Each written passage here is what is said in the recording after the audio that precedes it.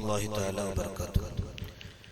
ബിസ്മില്ലാഹി വൽഹംദുലില്ലാഹ് വസ്സലാത്തു വസ്സലാമു അലാ അഷ്റഫിൽ മഖ്ലൂഖീൻ വഅലാ ആലിഹി വസഹ്ബിഹി അജ്മഈൻ. അമ്മാ ബഅദ്. സ്നേഹം നിറഞ്ഞ വിശ്വാസികളെ, അല്ലാഹു ഇതുപോലെ അവന്റെ സ്വർഗ്ഗലോകം ലഭിക്കുന്ന മുത്തഖീങ്ങളിൽ നമ്മെ ഉൾപ്പെടുത്തി അനുഗ്രഹിക്കട്ടെ. നമ്മുടെ ചുറ്റുഭാഗവും അന്ത്യവിഷമം കൊള്ളുന്ന ഒരുപാട് ആളുകളുണ്ട്. അല്ലാഹു റബ്ബുൽ ഇസ്സ അവരുടെ എല്ലാം ഖബറിടം അല്ലാഹു സ്വർഗ്ഗമാക്കി കൊടുക്കട്ടെ. നമ്മുടെ മഹല്ലുകളിൽ ഒരുപാട് അസുഖങ്ങളുള്ള, പ്രയാസങ്ങൾ അനുഭവിക്കുന്ന, ബെഡ് റെസ്റ്റ് ചെയ്യുന്ന, ഒരുപാട് പ്രായം ചെന്നവരും എല്ലാത്തവരുമായ ആളുകൾ നമ്മുടെ മഹല്ലിലുണ്ട്. അല്ലാഹു അവരുടെ എല്ലാ അസുഖങ്ങൾക്ക് ശിഫ നൽകി അനുഗ്രഹിക്കട്ടെ. പ്രിയപ്പെട്ടവരെ, പരിശുദ്ധ ഖുർആനിലെ വളരെ മഹത്തമായ പ്രധാനപ്പെട്ട ഒരു സൂറത്താണ് സൂറത്തുൽ മാഊൻ എന്നത്. ആ സൂറത്തിൽ വളരെ പ്രസക്തമായ ഒരു ആയത്തിനെ അല്ലെങ്കിൽ ആയത്തുകളെ നമ്മൾ അറിഞ്ഞിരിക്കൽ നിർബന്ധമാണ്. പ്രത്യേകിച്ച് നിസ്കാരത്തിന് കൃത്യമായി നിലനിർത്തുന്ന ആളുകളാണ് ആ ആയത്തുകളെ കുറിച്ച് കൃത്യമായി അറിയേണ്ടത്. സുപരിചിതമായ ഒരു സൂറത്താണെങ്കിലും അതിന്റെ തഫ്സീറുകളെ നമ്മൾ പഠിക്കുമ്പോൾ ഒരു മുസൽമാനെ, ഒരു ഇസ്ലാമിനെ, ഒരു വിശ്വാസിയെ സംബന്ധിച്ചിടത്തോളം വളരെ ഗൗരവത്തിൽ എടുക്കുകയും ഞാൻ ഇന്ന് പറയുന്ന വിഷയത്തെ ഞാനും നിങ്ങളും ജീവിതത്തിൽ പകർത്തുകയും പ്രവർത്തിക്കുകയും ചെയ്യണമെന്ന് വളരെ സ്നേഹത്തോടെ ഓർമ്മപ്പെടുത്തുന്നു. പരിശുദ്ധ ഖുർആനിൽ أرأيت الذي يكذب بالدين فذلك الذي يدعو اليتيم ولا يحض على طعام المسكين. അതിനുശേഷം പറയുന്ന ആയത്ത് ഫവൈലുൽ ലിൽ മുസല്ലീൻ الذين هم عن صلاتهم ساهون الذين هم يراءون. ഈ മൂന്ന് ആയത്തുകളെയും നമ്മൾ കൃത്യമായി പഠിക്കുകയും പ്രവർത്തിക്കുകയും ചെയ്യണം. നമ്മളൊക്കെ നിസ്കരിക്കുന്ന ആളുകൾ, അല്ലാഹു സ്വീകരിക്കട്ടെ.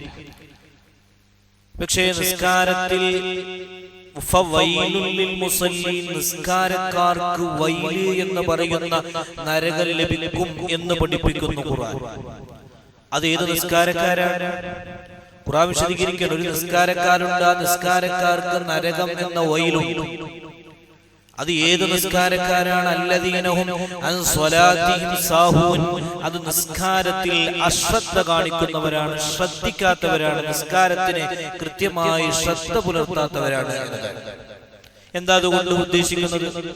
നമ്മൾ പലപ്പോഴും പ്രഭാഷണങ്ങളിലും പ്രസംഗങ്ങളിലും ഒക്കെ കേൾക്കുന്നത് നിസ്കരിക്കാത്തവർക്കുള്ള ശിക്ഷയും നിസ്കരിക്കണമേ എന്ന് പഠിപ്പിക്കുകയും ചെയ്യുന്നവരെ. സത്യത്തിൽ അതിൽ നിന്ന് ആളുകൾ മാറി ഇനി നമ്മൾ പറയേണ്ടത് നിസ്കരിക്കുന്നവരോടാണ്. കാരണം നിസ്കരിക്കാത്തവർ കേൾക്കാനില്ലാത്ത കാലത്താണ് നിസ്കരിക്കാത്തവരെ കുറിച്ച് പറയുന്നത് എന്നതാണ് ഒരു സത്യം. എന്നാൽ നിസ്കരിക്കുന്ന ആളുകളോട് അതിനെക്കുറിച്ച് കൃത്യമായിട്ടൊരു ധാരണ ഉണ്ടാക്കുക എന്നതാണ് ഇന്നത്തെ നമ്മുടെ വിഷയത്തിന്റെ അകക്കാം. ഒരു നിസ്കാരം ഒരു മനുഷ്യൻ അവ്വല് മുതൽ ആഖിർ വരെ നിസ്കരിക്കുന്നതൊക്കെ ഓക്കെയാണ്. പക്ഷെ അവന്റെ നിസ്കാരത്തിന്റെ ഖളാഉകളെ അവൻ ശ്രദ്ധിക്കേണ്ടതുണ്ട്. ഖളാഉകളെ ശ്രദ്ധിക്കുക എന്ന് പറഞ്ഞാൽ ഇന്നത്തെ കാര്യമല്ല ഞാൻ പറഞ്ഞത്. അത് നമ്മൾ മനസ്സിലാക്കേണ്ടത് ആർക്കാണ് നിസ്കാരം നിർബന്ധമാകുന്നത്? പ്രായപൂർത്തിയും ബുദ്ധിയും ശക്തിയുമുള്ള എല്ലാ ആളുകൾക്കും, ബുദ്ധിശക്തി മജ്നൂൻ അല്ലാത്ത ആളുകൾക്കൊക്കെ നിസ്കാരം നിർബന്ധമാണ്. ശുദ്ധിയുള്ള എല്ലാവർക്കും നിസ്കാരം നിർബന്ധമാണ്. അപ്പൊ നമ്മളൊക്കെ ഓക്കെ. അപ്പൊ അവിടെ നമ്മളൊരു വാക്ക് പഠിച്ചു. പ്രായപൂർത്തിയായ ആ നിമിഷം മുതൽ മരണം വരെ അദ്ദേഹത്തിന്റെ ബുദ്ധിക്ക് ക്ഷതം സംഭവിക്കുന്നത് വരെ അവൻ നിസ്കരിക്കണം എന്നതാണല്ലോ. നിങ്ങൾ ആലോചിച്ച് നോക്കി, നമ്മളൊക്കെ സർവ്വസാധാരണ പറയുന്ന ഒരു വർത്താനാണ്. എനിക്ക് 6-7 മക്കളുണ്ട്, 4 പെൺകുട്ടികളുണ്ട്, അതിൽ 3 ആൺകുട്ടികളുണ്ട്. അൽഹംദുലില്ലാഹ്, ആ 4 പെൺകുട്ടികളെയും കെട്ടിച്ചു, 3 ആൺകുട്ടികളെ കല്യാണം കഴിഞ്ഞു, അവർക്ക് മക്കളുണ്ടായി. ഞാൻ വളരെ സന്തുഷ്ടവാനാണ്, അവര് സന്തുഷ്ടവാരാണ്, അവർക്കൊക്കെ വീടായി. നമ്മളൊക്കെ അൽഹംദുലില്ലാഹ്, ഞാൻ ഇനി എനിക്കൊരു കുഴപ്പമില്ല ഉസ്താദേ, ഞാൻ റാഹത്തിലാണ്, ഇനി എനിക്ക് നല്ല ആഖിബത്ത് ഉണ്ടായാൽ മതി എന്നാണ് നമ്മൾ അങ്ങനെ പറയുന്നവരാണ്. അല്ലാഹു അങ്ങനെ തന്നെ ആക്കട്ടെ. പക്ഷെ ഇതിന്റെ കൂടെ ഒന്നുകൂടെ നിങ്ങൾക്ക് ചേർത്തി പറയാൻ കഴിയുമെങ്കിൽ, നമുക്ക് ചേർത്തി പറയാൻ കഴിയുമെങ്കിൽ അൽഹംദുലില്ലാഹ് നമ്മൾ ഒന്നുകൂടെ നന്നാവും എന്നതല്ല, അതാണ് നമ്മൾ ചേർത്ത് പിടിക്കേണ്ടത്. നമ്മളെ മരണസമയം നമ്മൾക്കറിയാലോ, നമ്മൾ ഏകദേശം മരിക്കാനായ നമുക്കൊക്കെ അറിയുന്ന ഒരാൾ മരിക്കാനായ 40 ദിവസത്തിന്റെ മുമ്പായിട്ട് അയാൾക്ക് അതിന്റെ തോന്നലുകൾ വരുന്നുണ്ട്. ഇനി ആർക്കെങ്കിലും തോന്നൽ വന്നാൽ മരിക്കാനായി നല്ല അർത്ഥം, അങ്ങനെ വരും എന്ന് പരാമർശിക്കപ്പെടുന്നു. അങ്ങനെയൊക്കെ നമുക്ക് മനസ്സിലാവുന്ന ഒരു സമയത്ത് നമുക്ക് നമ്മുടെ മനസ്സിനോട് പറയാൻ കഴിയണം, പ്രായപൂർത്തിയായ അന്ന് മുതൽ അൽഹംദുലില്ലാഹ് ഈ നിമിഷം വരെ എന്റെ നിസ്കാരമൊന്നും ഖളാ ഇല്ല എന്ന്. ബാക്കിയൊക്കെ നമ്മൾ സംഭരിച്ച്, അതൊക്കെ നമ്മൾ ഉണ്ടാക്കി വെച്ച് ഇനി നമ്മൾ പോകുമ്പോൾ ഇൻഷാ അല്ലാഹ് അൽഹംദുലില്ലാഹ് ഞാൻ പ്രായപൂർത്തിയായത് മുതൽ ഈ നിമിഷം വരെ നിസ്കാരത്തിൽ ഞാൻ ഗൗരവത്തിൽ എടുത്തിട്ടുണ്ട്, എനിക്ക് നിസ്കാരം ഖളാ ആയിട്ടില്ല എന്ന് പറയാൻ ഏകദേശമെങ്കിലും നമുക്ക് ആവുന്ന തരത്തിലേക്ക് നമ്മൾ മാറണം. അതിപ്പോ എങ്ങനെയാ? 15 വയസ്സ് മുതൽ ഉസ്താദെ അങ്ങോട്ടും ഇങ്ങോട്ടൊക്കെ പോയി, ബാല്യകാലം അങ്ങനെ പോയി, യൗവനകാലം അങ്ങനെ നശിച്ച് 40-ലൊക്കെയാണ് നമ്മളിപ്പോ ഈ കാറ്റഗറിയിലേക്ക് വരുന്നത് എന്നതാണ് സ്വാഭാവികം. മനുഷ്യനാണ്. ചിലപ്പോ ആദ്യകാലങ്ങളിൽ അവന്റെ നിസ്കാരങ്ങൾ ഉണ്ടായിട്ടില്ല. അതൊരു കാരണമാണോ? അതൊരു കാരണമല്ല. അവിടെ നമ്മൾ മനസ്സിലാക്കേണ്ടത് ആ നിസ്കാരങ്ങളെ നമ്മളൊന്ന് കാൽക്കുലേഷൻ ചെയ്ത്, ഇപ്പൊ നിങ്ങൾ ജുമാക്ക് ശേഷം സുന്നത്ത് നിസ്കരിക്കും, സുബഹിന്റെ മുമ്പ് സുന്നത്ത് നിസ്കരിക്കും, ളുഹറിന്റെ ശേഷവും മുമ്പോ അതോ അപ്പുറം ഇപ്പുറം ഒക്കെ സുന്നത്ത് നിസ്കരിക്കുന്നുണ്ട്, നിസ്കരിക്കട്ടെ. പക്ഷെ അതിനോട് കൂടെ ചേർത്ത് പറയാനുള്ളത് ഇതാണ്, ഒരു ഫർദ് അവിടെ ഖളാ ഉണ്ടായിരിക്കെ ഈ സുന്നത്ത് നിസ്കരിക്കുമ്പോൾ നമ്മൾ ആലോചന നടത്തേണ്ടതുണ്ട്. ആ സുന്നത്ത് നിസ്കരിക്കട്ടെ, അത് വേണ്ടെന്നല്ല, ഒന്നും അവസാനം ഒന്നും ഇല്ലാതാവണ്ട.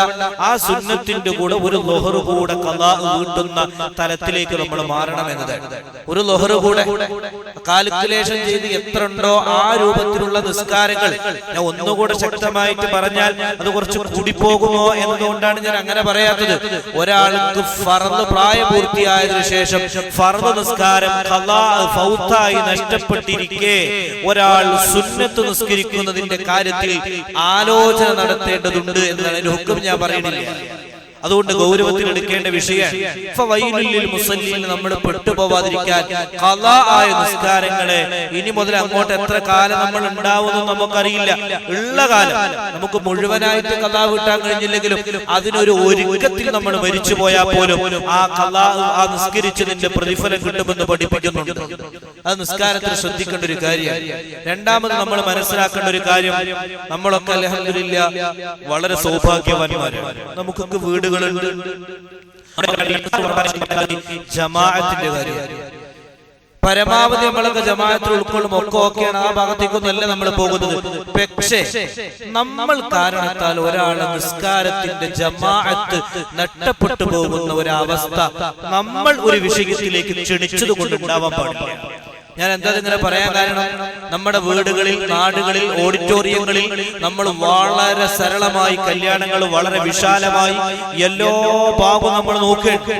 അവിടുത്തെ പന്തല്, അവിടുത്തെ സിസ്റ്റം, അവിടുത്തെ സ്റ്റേജ്, അവിടുത്തെ മറ്റുള്ള അറേഞ്ച്മെന്റ്, അവിടുത്തെ ഭക്ഷണ ഹാൾ, അവിടുത്തെ ടേബിള്, അവിടുത്തെ ഗസ്റ്റുകൾക്ക് വരുമ്പോൾ കയറാനുള്ളത്, അവിടുത്തെ വെൽക്കം ഡ്രിങ്ക്, എന്താ അങ്ങനെ ഒരു കല്യാണത്തിന്റെ A to Z ഈവൻ മാനേജ്മെന്റിന് നൽകി എല്ലാം നമ്മൾ നോക്കുമ്പോഴും എന്റെ ക്ഷണം സ്വീകരിച്ച് ഈ സ്ഥലത്തേക്ക് എത്തുന്ന മുത്തഖീങ്ങളായ മുഅ്മിനീങ്ങളായ മനുഷ്യർക്ക് നിസ്കരിക്കാൻ ഈ ഭാഗത്ത് എവിടെയാണ് ഒരു ഇടമുള്ളത്? അത് എന്റെ കല്യാണത്തിന് വന്നിട്ട് നിസ്കാരം ഖളാക്കുന്ന ഒരു അവസ്ഥ മറ്റുള്ളവർക്ക് വരുമോ എന്ന സാഹചര്യം കൂടെ നമ്മൾക്ക് കഴിയണം. അത് നമുക്ക് കഴിയും. നമ്മൾ ശ്രദ്ധിക്കാതെ പോകുന്നത് കൊണ്ടാണ്. നിങ്ങൾ ആലോചിച്ച് നോക്കൂ, നമ്മളെ കല്യാണത്തിന് വന്നാൽ ചിലപ്പോ 4 മണിക്ക് അകന്ന കുടുംബക്കാര് അന്ന് നിസ്കാരമില്ല, കൃത്യമായി നിസ്കരിക്കുന്ന ആളുകളാണ്. അന്ന് ചെക്കർക്ക് നിസ്കാരമില്ല, പെണ്ണിന് നിസ്കാരമില്ല, ആൾക്കാർക്ക് നിസ്കാരമില്ല. പിന്നെ ഇശാ കഴിഞ്ഞ് വീട്ടിൽ പോയി ക്ഷീണിച്ച് അന്ന് പറ്റിയില്ലെങ്കിൽ പിറ്റേ ദിവസം ഖളാഅൻ ഫവൈലുൽ ലിൽ മുസല്ലീൻ. ഇതാണ് അശ്രദ്ധ എന്ന് പറയുന്നത്, നിസ്കാരത്തിലുള്ള അശ്രദ്ധ. നമ്മുടെ നാടുകളിലൊക്കെ കുടിയിരിക്കൽ നടക്കലുണ്ട്, വീടിരിക്കൽ നടക്കലുണ്ട്. അതൊക്കെ നല്ല കാര്യമാണ്. നമ്മൾ ഒരുപാട് നല്ല വലിയ ഫർദുകളെ മാറ്റി സുന്നത്തുകളെ നമ്മൾ മുന്നോട്ട് വെക്കുമ്പോൾ ശ്രദ്ധിക്കണം. അതൊക്കെ നല്ല കാര്യമാണ്. അതൊക്കെ നല്ലതാണ്, നല്ല കാര്യങ്ങളാണ്. മറ്റുള്ളവർക്ക് ഒരു നേരത്തെ ഭക്ഷണം കൊടുക്കുന്നതൊക്കെ നല്ലതാണ്. പക്ഷേ ഇപ്പൊ ഉദാഹരണത്തിന് തൊട്ടപ്പുറത്ത് പള്ളിയുടെ തൊട്ടപ്പുറത്തൊരു വീടുണ്ട്, പുതിയ വീടാണ്, നല്ല വീടാണ്, സുഹൃതം നിറഞ്ഞ വീടാണ്. ആ വീട് അവിടെ ഉണ്ടായിരിക്കുമ്പോ അതിന്റെ വീടിരിക്കൽ അല്ലെങ്കിൽ അതിന്റെ ഒരു ഉദ്ഘാടനം നടക്കുമ്പോ ഏറ്റവും അഫ്ളലായ സമയത്തെ കുറിച്ചൊക്കെ മഹാന്മാർ പറയുന്നുണ്ട്. അതൊക്കെ മാറ്റിവെക്കാം. പക്ഷെ അങ്ങനെയൊക്കെ നമ്മൾ ചെയ്യുമ്പോ പള്ളിയിൽ ബാങ്ക് കൊടുത്ത് അവിടത്തെ ജമാഅത്തിന് പോകുന്ന ഒരു 10 ആളെ നമ്മളെ വീട്ടിലേക്ക് വിളിച്ചു വരുത്തി കുടിയിരിക്കലിന് വേണ്ടി നടത്തിയിട്ട് ഇവിടെ ജമാഅത്ത് നടത്തി അവിടുത്തെ ജമാഅത്ത് നഷ്ടപ്പെട്ടു പോകുന്ന അവസ്ഥ ഉണ്ടാവരുത്. ഒരാൾക്ക് പള്ളിയാണ് അവിടെ ഗൗരവമുണ്ട്. ഒരാൾ പള്ളി അരികെ ഉണ്ടായിരിക്കുകയും അവിടേക്ക് പോവാൻ സൗകര്യമുണ്ടായിരിക്കുകയും ചെയ്യവേ ഒരാൾ വീട്ടിൽ നിന്ന് നിസ്കരിച്ചാൽ ആ നിസ്കാരത്തിനെ കുറിച്ച് മഹാന്മാർ പറയുന്നത് വലിയ അപകടമാണ്. അയാൾക്ക് പോവാൻ സൗകര്യമുണ്ട്, ആരോഗ്യമുണ്ട്. ഞാൻ ഈ പറയുമ്പോൾ നിങ്ങളോട് സ്നേഹത്തോടെ പറയാനുള്ളത്, നിങ്ങളിത് കേട്ടിട്ട് ഇനി വീണ്ടും വേറൊരു എന്നേക്കാൾ വലിയ തലേക്കെട്ടുകാട്ടുകാരോട് മുഷാവറ ചെയ്ത് അതിലേറെ വലിയ ഉന്നതിയിൽ നിൽക്കുന്ന ഉസ്താദന്മാരോട് മുഷാവറ ചെയ്തിട്ട് ഈ കാര്യത്തിൽ നിങ്ങൾ പേഴ്സണലി തീരുമാനം എടുത്താൽ മതി. എന്നാലും കുഴപ്പമില്ല. പക്ഷെ വിഷയത്തെ കുറിച്ച് പഠിക്കണം. തന്റെ അയൽപക്കത്ത് പള്ളി ഉണ്ടായിരിക്കെ ആ പള്ളിയിൽ നിങ്ങൾ ജമാഅത്ത് ഞാൻ കാരണത്താൽ എന്റെ ഒരു വിഷയം കാരണത്താൽ അവിടത്തെ ജമാഅത്ത് ഒരാളെ മുടക്കി കളയുന്ന സാഹചര്യം ഉണ്ടായാൽ അപകടകരമാണ്. അതുകൊണ്ട് അങ്ങനെയുള്ള നിസ്കാരവുമായി ബന്ധപ്പെട്ട കല്യാണമായാലും നമ്മളെ വീടുകളിലുള്ള മറ്റു പരിപാടികളായാലും ആ നേരത്ത് നടന്നോട്ടെ, കുഴപ്പമൊന്നുമില്ല. ആ നേരത്ത് പരിപാടി നടക്കുമ്പോൾ കുറച്ച് നിസ്കാരം കുറച്ചങ്ങോട്ട് സമയം വൈകുന്നതിനെ കുറിച്ചൊന്നല്ല ഞാൻ പറഞ്ഞത്. മറിച്ച് അവർക്ക് നിസ്കാരം നഷ്ടപ്പെട്ടു പോവുകയോ പള്ളിന്റെ അടുത്ത് ഉണ്ടായിട്ടിരിക്കെ അവിടെ പോവാതെ നമ്മളെ വീട്ടിൽ വെച്ച് ജമാഅത്ത് നടത്തുകയൊക്കെ ചെയ്യുന്നതിനെ കുറിച്ച് യുക്തിക്ക് മാത്രം ചിന്തിച്ചാൽ അവിടെ നമ്മൾ വളരെ ആലോചിക്കേണ്ടതുണ്ട്. അള്ളാഹു കാത്തിരക്ഷിക്കട്ടെ. ഇതൊക്കെ ചെയ്തു പോയവർ കുറ്റം ചെയ്തു എന്നല്ല ഞാൻ പറഞ്ഞത്. ഇനി അങ്ങോട്ടെങ്കിലും നമ്മൾ അങ്ങനെയുള്ള കാര്യങ്ങളിൽ ശ്രദ്ധ പുലർത്തുകയും നിസ്കാരത്തിന്റെ കാര്യങ്ങളിൽ നമ്മൾ ജാഗ്രതരാകുകയും ചെയ്യണം. അങ്ങനെ ഒട്ടനേകം പ്രശ്നങ്ങൾ നമ്മുടെ നാടുകളിൽ അല്ലെങ്കിൽ നമ്മുടെ ഗ്രാമങ്ങളിൽ നമ്മുടെ വീടിന്റെ ഉള്ളിൽ നടക്കുന്നു എന്നതാണ് സത്യം. നിങ്ങൾ ആലോചിച്ച് നോക്കൂ, നമ്മുടെ വീടുകളിൽ ഇന്ന് നടക്കുന്ന മറ്റൊരു സ്വഭാവമാണ് ഒരു നിസ്കാര ഹാൾ നിർമ്മിക്കും. നല്ലതാണ്, കുഴപ്പമൊന്നുമില്ല. നിസ്കാര ഹാളുകൾ, പ്രയർ ഹാൾ എന്നൊക്കെ പറഞ്ഞുകൊണ്ട് നമ്മുടെ വീടുകളിൽ നിർമ്മിക്കുക നല്ലതാണ്, കുഴപ്പമില്ല, ഖൈറാണ്. പക്ഷേ അങ്ങനെ ഒരു നിസ്കാര ഹാൾ നിർമ്മിക്കുമ്പോൾ നമ്മൾ വളരെ ശ്രദ്ധിക്കേണ്ട ഒരു കാര്യം, ആ ഭാഗം നിസ്കരിക്കാനായിട്ട് മാത്രമാണ് നിങ്ങൾ മനസ്സിൽ കരുതുന്നതെങ്കിൽ, നെയ്യത്ത് വെക്കുന്നതെങ്കിൽ ആ ഹാളിനോടൊരു ബഹുമാനമുണ്ട്. പിന്നെ ആ ഹാളിൽ പോയിട്ട് നമ്മൾ മറ്റുള്ള ദുന്യവിയായ കാര്യങ്ങൾ, അത് പള്ളി എന്നല്ല ഞാൻ പറഞ്ഞത്, പള്ളിയായി വഖഫ് ചെയ്തതിനെ കുറിച്ചൊന്നല്ല പറഞ്ഞത്. അങ്ങനെ ചെയ്താൽ പിന്നെ തീരെ പറ്റൂല. പക്ഷെ നിസ്കരിക്കാനായിട്ട് ഹുസൂസിയത്ത് ഒരു കേന്ദ്രത്തിനെ, വീടിന്റെ ഒരു ഭാഗത്തെ നമ്മൾ നിർമ്മിക്കപ്പെട്ടാൽ ആ നിർമ്മിക്കപ്പെട്ടു എന്നതുകൊണ്ട് ആ നിസ്കരിക്കാൻ വേണ്ടിയുള്ള ഹാളിനെ നമ്മൾ പ്രത്യേകം പരിഗണിക്കേണ്ടതുണ്ട് എന്നതാണ്. അപ്പൊ അത് ചെയ്യുന്നത് നല്ലതാണെങ്കിലും ചെയ്ത കാര്യത്തിനെ കൃത്യമായിട്ട് മുന്നോട്ട് കൊണ്ടുപോകാനും കൂടി നമുക്ക് കഴിയണമെന്നതാണ് സത്യം. അതുകൊണ്ട് പലപ്പോഴും നമ്മുടെ ചില പ്രവർത്തനങ്ങളിൽ, നമ്മുടെ ചില വിഷയങ്ങളിൽ, ഇപ്പൊ വോട്ടാണ്, ആര് ജയിക്കട്ടെ ആര് തോൽക്കട്ടെ അതൊന്നും നമ്മുടെ വിഷയമല്ല, അതിവിടെ പറയേണ്ട കാര്യവുമല്ല. പക്ഷെ ഇലക്ഷനാണ്, വോട്ടിന് വേണ്ടി നടക്കുകയാണ്, അല്ലെങ്കിൽ പിന്നെ മറ്റുള്ള കാര്യങ്ങൾ ചെയ്യാൻ നിസ്കാരം കലാക്കാൻ പറ്റുമോ? അങ്ങനെ ഒരു പൊതുപ്രവർത്തനം നടത്തുന്നു എന്ന നിലക്ക് ഒരാൾക്ക് നിസ്കാരത്തിന് പ്രത്യേക ഇളവൊന്നുമില്ല. അല്ലെങ്കിൽ ഒരു സംഘടനാ പ്രവർത്തനം നടത്തുകയാണത്, ഏത് മതസംഘടനയായിക്കോട്ടെ, ആ മതസംഘടനയുടെ പ്രവർത്തനം കൊണ്ട് അവിടെ നിസ്കാരത്തെ മാറ്റിവെക്കുക, അങ്ങനെയില്ല. അതുകൊണ്ട് നിസ്കാരത്തിനെ അശ്രദ്ധ കാണിക്കുന്ന രൂപത്തിലുള്ള പ്രവർത്തനങ്ങൾ അത് ഏതുമാവട്ടെ ആ രൂപത്തിൽ നമ്മളെ കുടിയിരിക്കലായാലും കല്യാണങ്ങളായാലും നമ്മുടെ മറ്റുള്ള ഫംഗ്ഷനുകളായാലും നിസ്കാരത്തെ ശ്രദ്ധിക്കുന്ന രൂപത്തിലേക്ക് നമ്മൾ കൊണ്ടുപോയാൽ ആ കാര്യത്തിൽ അള്ളാഹുവിന്റെ ബറക്കത്തുണ്ടാകും. അവിടെ വന്നിട്ടൊരു ഉസ്താദ് ദുആ ചെയ്യുന്നതാ, ബാറക്കല്ലാഹു ലക്കും വ ബാറക അലൈക്കും വ ജമഅല്ലാഹു ബൈനക്കും. ആർക്കാ ദുആ ചെയ്യുന്നത്? ഈ പുതിയ പെണ്ണിനാ, ഈ പുതിയ ചെക്കനിക്കാ, അല്ലെങ്കിൽ ഇവിടെ ഇരിക്കുന്നവർക്കാണ്. പഠിച്ചോനെ ഇവനെ നീ ബറക്കത്തിക്കണെന്നാ, ബറക്കത്തിക്കേണ്ടത് പഠിച്ചോനാണ്. അള്ളാഹു ബറക്കത്ത് ചെയ്യട്ടെ. പക്ഷെ ഈ ബറക്കത്ത് ചെയ്യേണ്ട പഠിച്ചോൻ ആദ്യം പറഞ്ഞ് ഈ ദുആഇന്റെ മുമ്പ് പഠിപ്പിച്ചു എന്നത് നിസ്കരിക്കട്ടോന്നാണ്. ഓ നിസ്കരിച്ചിട്ടില്ല, ഓ ലോഹർ നിസ്കാരമില്ല, അസറില്ല, മഗ്രിബില്ല, ഇശാ ഇല്ല, ഇങ്ങനത്തെ ഒരു വ്യക്തിക്ക് ഇനി ഏത് ഔലിയപ്പാപ്പ വന്നിട്ട് അവിടെ വെച്ചിട്ട് ഓന് ബറക്കത്ത് ഉണ്ടാക്കാൻ ദുആ ചെയ്താലും ആ ബറക്കത്തിനൊരു പരിമിതിയില്ലേ? ഇതൊരു യുക്തിപരമായിട്ട് ബുദ്ധിക്ക് ചിന്തിച്ചാൽ മനസ്സിലാവുന്ന കാര്യമില്ലേ? അതുകൊണ്ട് നമ്മളെ നിക്കാഹുകൾ നടത്തുമ്പോ നിക്കാഹിന്റെ സദസ്സിന്റെ ഒക്കെ കോലം തന്നെ മാറ്റാൻ, നിസ്കരിക്കാൻ അവിടെ സൗകര്യമില്ല എന്നുള്ളത് വേറെ കാര്യം. ഇന്നാകെ നോക്കുന്നത് വരുന്ന അതിഥികൾക്ക് എത്രത്തോളം എന്റെ നിക്കാഹിന്റെയും എന്റെ കല്യാണത്തിന്റെയും സദസ്സുകൾ അവർ ഇറങ്ങിപ്പോകുമ്പോ എത്ര ഗ്രാൻഡായിട്ട് ഉണ്ട് എന്ന് ക്ഷണിതാക്കൾ പറയുന്നുവോ ആ അളവിനും തോതിനും അങ്ങനെയുള്ള ഫംഗ്ഷനുകൾ ഉണ്ടാക്കലാണ് മനുഷ്യന്റെ ലക്ഷ്യം. അള്ളാഹു കാക്കട്ടെ, അള്ളാഹു കാത്തുരക്ഷിക്കട്ടെ. ഇപ്പൊ ഒരു നിക്കാഹിന് പോയാൽ കാണുന്നത് എന്താ? ഒരു ഭാഗം മുഴുവനും ഏറ്റവും ഫ്രണ്ടില് പെണ്ണുങ്ങളാ. ഒരു നിക്കാഹിന് പോയപ്പോ പെണ്ണുങ്ങളോട് മാറാൻ പറഞ്ഞപ്പോ അവര് പറഞ്ഞ ഡയലോഗാണ്, ആദ്യം വന്നിരിക്കണേ, നിങ്ങൾ ആദ്യം വന്നിരിക്കണം, എന്നാലും അവിടെ സീറ്റ് കിട്ടുള്ളൂ എന്നാണ്. അങ്ങനെയുള്ള ഒരു തലമുറയിലേക്ക് നമ്മുടെ ഫംഗ്ഷനുകൾ മാറുകയാണ്. നിസ്കാരങ്ങളിൽ അശ്രദ്ധ പുലർത്തിക്കൊണ്ടിരിക്കുകയാണ്. നമ്മൾ കാരണത്താൽ ഒരാളും നിസ്കാരത്തിൽ ശ്രദ്ധ പുലർത്താതിരിക്കുന്ന ഒരു സാഹചര്യം ഉണ്ടാവരുത്. നിസ്കാരത്തിന് അശ്രദ്ധ പുലർത്തുന്ന ഒരു സാഹചര്യം ഒരു കാരണവശാലും നമ്മുടെ തൗബ സദസ്സ് നടത്തുക. ഞാൻ അതിന് വ്യക്തിപരമായിട്ട് ആക്ഷേപിക്കില്ല, നല്ലതാണ്. നമ്മുടെ വീടുകളിലൊക്കെ പള്ളികളിലൊക്കെ തൗബയുടെ സദസ്സ് നടക്കട്ടെ, അള്ളാഹു സ്വീകരിക്കട്ടെ. പക്ഷെ ഞാൻ പലപ്പോഴും ആലോചിച്ച് പോകുന്നത് 27-ാവിന് അത് പ്രത്യേക പ്രതിഫലം കിട്ടുന്നതായിരിക്കും. പക്ഷെ എനിക്കിങ്ങനെ തോന്നിപ്പോകും, ഈ റമദാൻ 1 മുതൽ 27-ാം വരെ ചെയ്ത ഏറ്റവും കൂടുതൽ നല്ല പ്രവർത്തനം ഒരു മുഅ്മിൻ ചെയ്യുന്ന സമയം അപ്പോഴാണ്. അതിനുവേണ്ടി പൊറുപ്പിക്കലാണോ എന്നാണ്. പക്ഷെ എന്റെ കാഴ്ചപ്പാട് നേരെ തിരിച്ചാണ്.